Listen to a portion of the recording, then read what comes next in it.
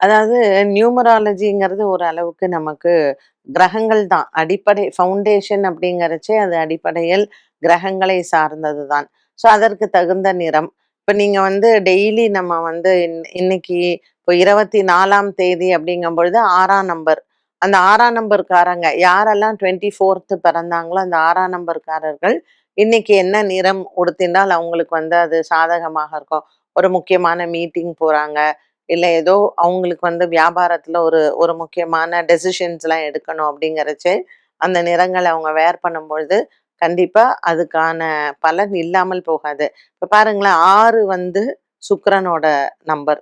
So இன்னைக்கு வெள்ளிக்கிழமை வேற. சுக்கிர வாரம் தான். நம்ம வந்து உடல் எண், உயிர் எண்ணுன்னு இருக்கு. மொத்தமா கவுண்ட் பண்ணும்போது 24/10/2025 அத ஃபுல்லா நம்ம கவுண்ட் பண்ணும்போது, அது வந்து உடல் எண்ணுன்னு சொல்லுவோம்.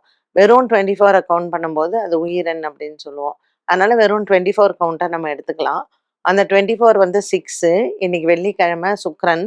ஸோ சுக்கிரன் வந்து இன்னைக்கு நமக்கு கன்னி ராசியில இருக்காரு.